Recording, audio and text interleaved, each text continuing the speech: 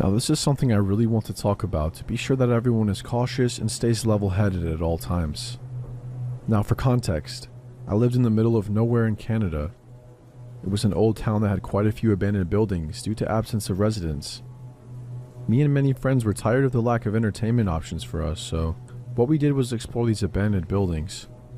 Prior to the experience I'm about to talk about, we never had anything too crazy happen to us.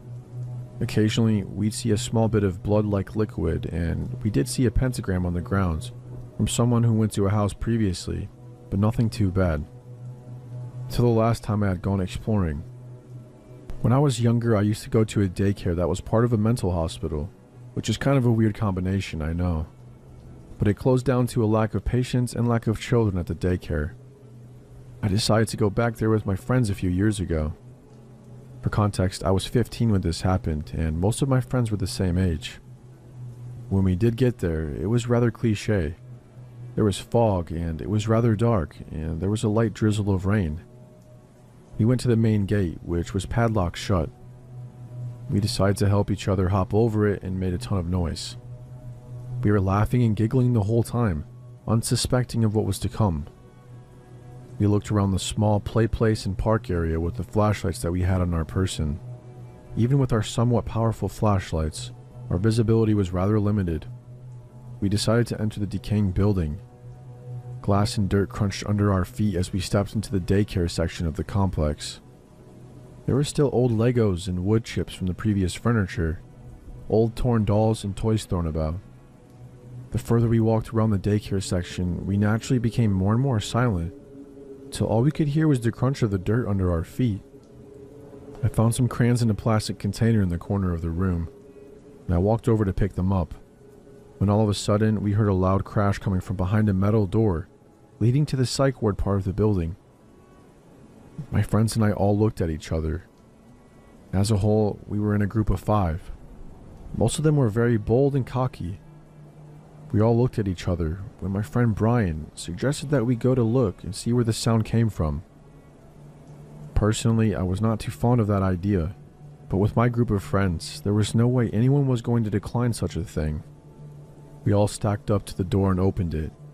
It was rusted to the floor and we heaved to get it open. As we walked in, the metallic smells and must became stronger. With a hint of something else, which I couldn't put my finger on at that moment, we walked in. Our flashlights pointed in every direction with Brian leading the group. The hallways were tight, and to the left and to the right were the occasional metal doorway, some with doors open. I felt slightly claustrophobic and it felt a little hard to breathe. As we continued, Brian lit his flashlight into a room. We all stopped walking as Brian slowly entered. "What is it?" I asked him. "I thought I saw someone here, but it seems fine now."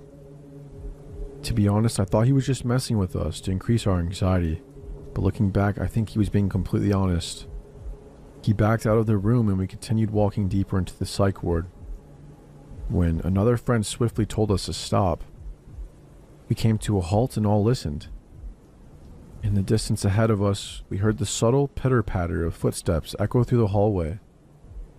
We all looked at each other, fear in each of our eyes. Brian continued walking towards the sounds. We'd consider turning back for a second without Brian, wondering if some ghost or someone was in the building, but we couldn't do that to him.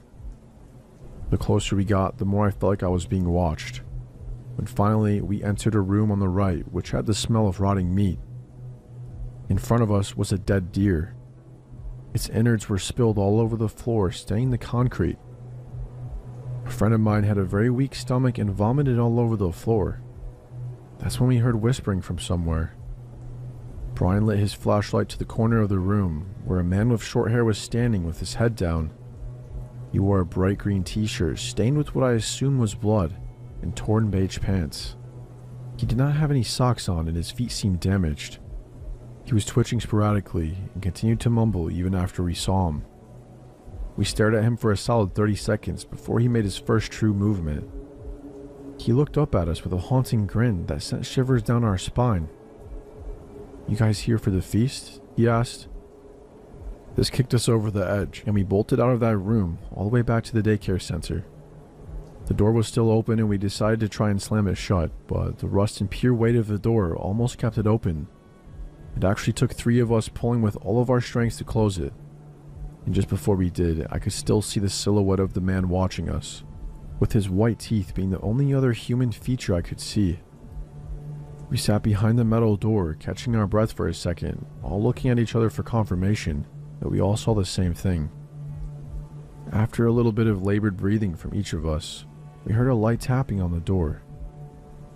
That's when we decided that it was time to leave. We booked it out of the vicinity completely and ran home. A year after we visited that spot, police went back to do a routine search of the area and found the man. It was stated that he used to go to the psych ward before it was closed down. He escaped the facility he was transferred to and lived off the wildlife around the complex. When the cops brought him in, he had a series of diseases and sicknesses from eating raw meat. His mental condition was much worse than before. There were future rumors that he did kill someone in the forest while searching for food once, but nothing has been confirmed. In the end, guys, be careful, especially in dangerous areas like abandoned buildings. The house I live in is only a couple 100 meters away from a small church in the suburb. Although I was brought up as a Christian, I was never really that religious, and I only went to said church whenever my parents took me as a kid. My dad died when I was a teenager, and we stopped going as a family altogether. After that, I only went whenever my friends asked me to tag along. Now I'm 21, and I only pass by the church whenever I have to go into the city, because there's a dirt road beside it that leads to the parking lot behind, adjacent to a major road, where it was easy to get on a bus to work. It was closer than the village gate in the opposite direction, and I only had to ride one bus from there. I'm not an easily scared man, nor have I previously experienced lasting trauma after being scared. And I'm here to tell you that what I saw beside that church 3 months ago still haunts me to my core. A storm was announced to hit earlier that week, but leaving for work that early Thursday morning, the skies were clear. Not a single cloud to cover the starry sky, so I didn't bring an umbrella. I climbed over the parking lot gate because it was chained shut until 6 for the first mass. The guard at the outpost didn't mind because the church staff knew my family pretty well. I work at a hotel as a line cook, and it's a very demanding job. I have to leave home before the sunrise, and most days I work long after it is set. The only time I get to see the sun is if I'm assigned to a station at the buffet, where we have a view to the poolside. It was an average overwork and underpaid kind of day for me.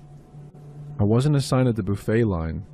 I stayed in the kitchen where there weren't any windows, so I was surprised to see the flooded streets when I clocked out. Apparently it had been raining heavily all afternoon, and it subsided around sunset. It was around 8 in the evening when I left the hotel, and in my country, flooded streets meant standstill traffic for at least a couple of hours. This wasn't that uncommon. I had dealt with similar situations before. It also meant I could sleep on the bus, so it wasn't that upsetting. Fast forward to around midnight and it's pouring out again. I'm not too far off from the church parking lot, so I decide to get off the bus and start walking, because it had not budged for the last 10 minutes. I put my phone and wallet in my waterproof backpack, which also contained a spare shirt, my house key, and my knife set. I didn't mind getting wet. Around this time, the parking lot gate was already chained shut, but I climbed over it like I usually do. It was flooded knee-deep in the parking lot, and there was no security guard at the outpost. I figured he retreated into the church. It was really dark, but I focused on the small amount of light coming from the houses in the distance. They really only looked like dots from that far. I trudged my way through the open parking lot that could have passed as a kiddie pool when I hear this strange sloshing at the far corner to my left. Due to the heavy rain, I couldn't clearly make out what was there, but I knew that I wasn't alone. All the lights to the lot were shut, and the only things to guide me were the few lights of the houses far ahead, and my memory of the area's landscape. It's a straight shot from a dirt road, so I didn't have to worry about a light source. The sound of all the falling raindrops accumulated into a dull static noise, so it was easy for me to hear that there was something going on in that corner. I could see the shape of a person who seemed to be sitting down, so I could only see from the waist up. As I got closer and my eyes better adjusted to the dark, I could tell that it was a woman because of her long hair and curvy outline. She was flailing her arms and splashing the water around, grunting as she pounded her fists into the water. She was about 2 cars lengths away, so I wasn't that concerned about it. I've dealt with crazy people before. I glanced over a few times as I passed her, and then I got to the dirt road. Quite unnerving. She was out of my line of sight at this point, and the mud made it hard to walk. Water was only ankle deep now, but I kept having to jerk my foot free after each step because my shoes would sink in the mud. A small splash made me look over my shoulder, and in the darkness of that dirt road, the woman was splayed out face first in the shallow water. I froze, thinking whether or not I should help her. I truly hated the thought of being the guy who let someone drown in water 6 inches deep. She was about 10 steps away from me, and before I could decide what to do, she started to move. It was too dark to see any details, but her outline was distinguishable enough for me to see that she was looking up at me. She slowly got on her hands and feet like she was about to stand, but her hands lingered on the ground. I was already scared pale at this point. My legs didn't work and I thought of reaching out for my knives, but I was afraid to move. And then she starts crawling toward me on her hands and feet. This sent a jolt through me, and all of a sudden I'm sprinting toward my house. I could hear the splashes behind me along with her coarse breathing, almost like she was coughing. My eyes started filling with tears, and the rain against my face made the light in the distant houses blurry, but I knew that at that point I was running for my life.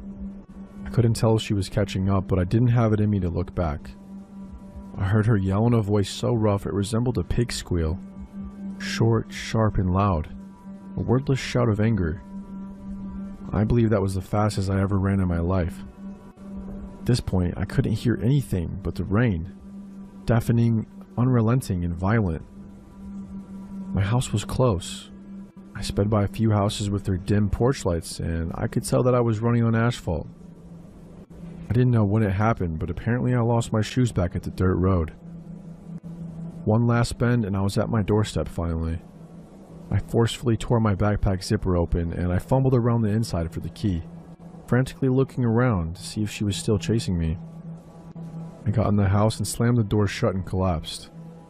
I don't recall the rest of that night, but when I woke up the next morning in my bed, my older brother filled me in. He was awake when I got home that night and went to the front door when the noise alerted him. He said I was on my knees, leaning against the door, and quietly sobbing to myself. He woke my mom and they were trying to console me, but I wouldn't talk. They tried to ask me questions, but I would just shake my head. They got me into some dry clothes and led me to my bed. Over breakfast, I explained what happened and my mom said she'd notify the village guards. I could tell that they were concerned for my safety, but they didn't understand the fear I felt. My brother even joked about it. I didn't go to work that day. In fact, I took the rest of the week off because I caught a fever. The guards did a minor investigation and even increased patrol for a while, but they didn't find anything except for my shoes in the parking lot. I can't walk alone anymore without glancing over my shoulder every 5 seconds.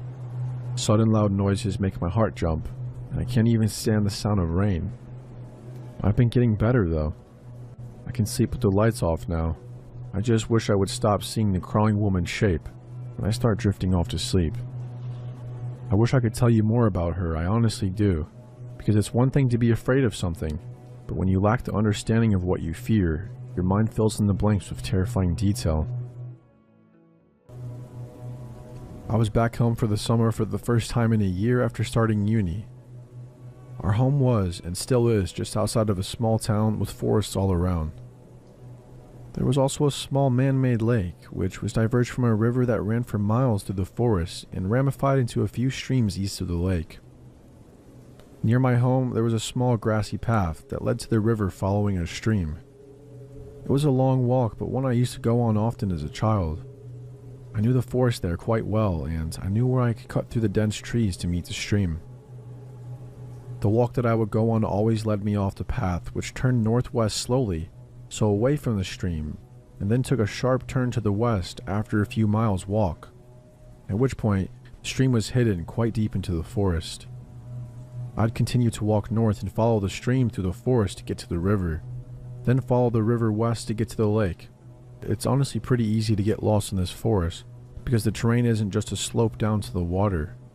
It goes up and down and you end up completely surrounded by trees. But I've spent many days wandering around there alone or even with my dad over the span of 18 years, and I never saw anyone else in that forest. I went there twice this summer, both times alone. The first time I left in the morning, I walked along the path away from the stream to the sharp bend, then I cut back into the forest. I reached the stream after an hour or so. As I was running my hands in the water, I heard a bell from far away, coming from the north. Something was making a bell ring fervently and periodically, which I found strange. I listened, wondered if it was a lost hunting dog, and I started moving towards the sound. But I soon realized it couldn't have been an animal. I could tell the bell was too heavy because of how clear the sound was to be on a collar.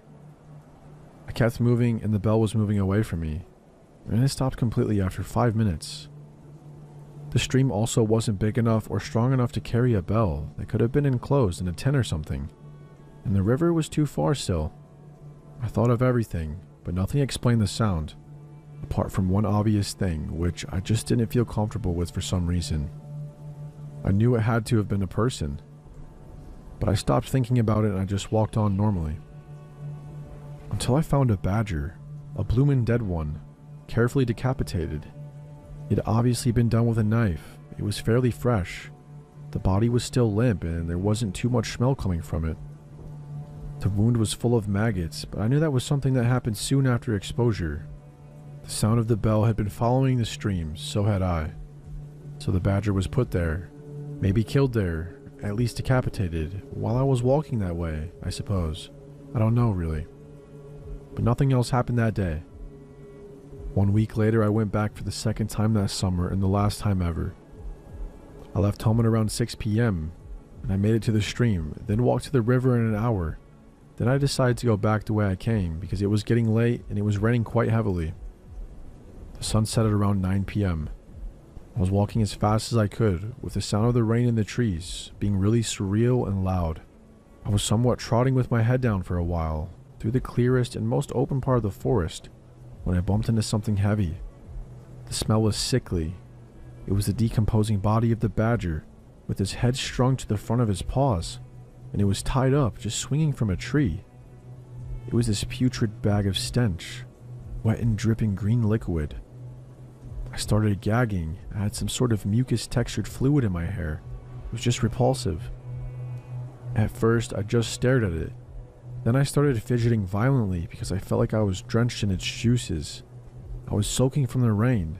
My senses became confused.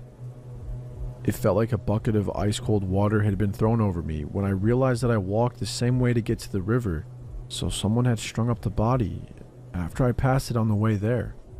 Someone knew that I would see it, so was someone watching me and running around the forest, were the faint sounds of branches breaking around me, not animals. I looked around and started jogging. I was half running, half walking away from the stream, back towards the path for a while, when I heard the bell again. I proceeded to call my dad while running. I told him to meet me on the path where it sharply turns west. It was the closest part of the path to me, and I told him to go as fast as he could and that someone was in the forest. I can't explain the feeling I had. It was just like I shit out my intestines and stomach. I literally felt the hairs on my neck raise despite being soaked. It was dark and I jogged as fast as I could. I was panicking because the path was still a bit far away, just too far to feel safe. It was still raining. Every single sound was muffled. I felt like everything was further away than ever before. The bell went on for way longer than last time, on and off, and I felt like it was surrounding me at one point. The fear combined with my compromised hearing and the fact that I couldn't flip and breathe properly was making me slightly lose my sense of direction. I knew I was automatically heading southwest, but I wasn't really sure what I was even doing. I was breathing like a damn horse, coughing my lungs up, kind of crying out loud, like a toddler does, tripping over leaves and twigs like an idiot. But I stayed on the phone with my mom, who was on her way with my dad. I kept hearing sounds, but I wasn't sure what they were. My mom was also screaming on the phone at the same time that they were on the path and that I needed to run fast. I was as terrified as you could imagine, so I went into survival mode. I was doing the half running, half speed walking thing again because I was out of breath. But then I heard branches break and clear footsteps for the first time from down in the forest, and the bell ringing louder.